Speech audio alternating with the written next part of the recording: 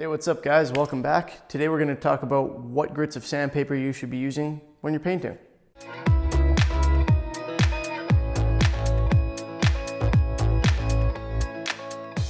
So a lot of people ask me about this. They ask, should I be using 1,000 grit, 1,500?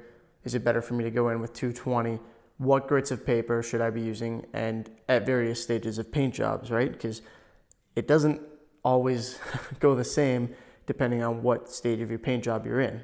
So let's start from the top. If you're sanding something where you now intend to apply primer to it, often 320 or 400 grit paper is appropriate. If it's wood and you're going to put sealer on it, sometimes 220 is okay.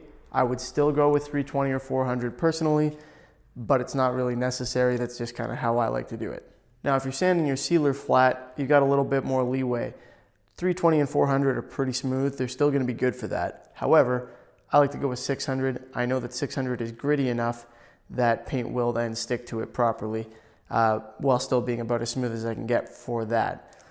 That's kind of the balance you're trying to achieve here. You need that abrasive quality. You need it to be rough enough that paint is going to stick to it. However, you also want it to be as smooth as possible so that the paint lays on nice and smooth, right? So 320, 400, 600, that range for your sealer. I use the same for sanding primer. I usually go 600. Yeah, that's about it. I usually go 600 when I'm sanding primer. Now that 600 range is pretty much golden when you're putting paint on top of it, 600 to 800. So if I'm sanding between coats for some reason, between colors, anything like that, I'm gonna be right in there, 600, 800 grit. If I'm going to sand before applying my clear coat, my final stage is there, or if I've done a few coats of clear and let it dry and I want more thickness on there, I want to go in and do more clear coat, again, 800 grit. I'm not going to do 1,500, I'm not going to do 2,000 because I don't want to make it too smooth. Otherwise, that next layer of clear has nothing to grab onto and it's really not going to work properly. The exception to this is if you're spraying lacquers or something like that, that melts into itself. Normal clear coats, and I shouldn't say normal, it's not that lacquer is not normal, but you go into a polyurethane or an enamel, that stuff builds in layers, it doesn't melt into itself, it needs something to grip onto if it's adhering to dry paint. So that concept applies. 800 grit paper is good for that. If you're doing lacquer, it'll melt in. You can basically sand it at whatever grit you want. You can sand it at 2,000 if you feel like that's gonna make it smoother. I don't think it will. When all said and done, because another layer of paint will easily fill in those 800 grit scratches, but that's your prerogative. And then the last thing is when you go to polish your paint job, what grit should you be sanding at? Well, it depends on how rough your clear coat is. If you've got massive orange peel in there, you might want to start at 800 or 1,000 grit.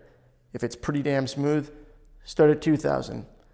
Get it so that it's almost dead flat, then bump up to like 2,000, 2,500 or 3,000, something in that range, to finish flattening it so that you haven't left these gouges in there from the rougher paper.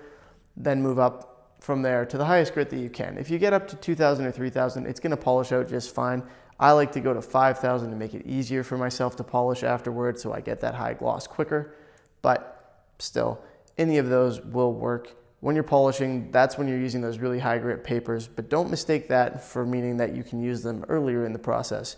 Because once you've got your clear coat done and you go to polish, you don't need paint to stick to that anymore. At that point, you're making it literally as smooth as you can so that you can then come in and polish out those tiny little scratches with compound.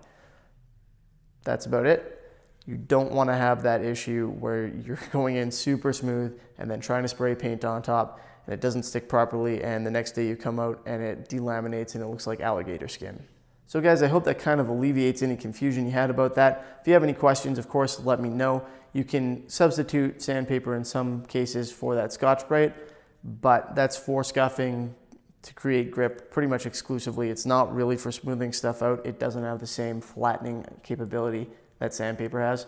And for that reason, it doesn't work for as much stuff. However, it is good for getting into grooves and stuff.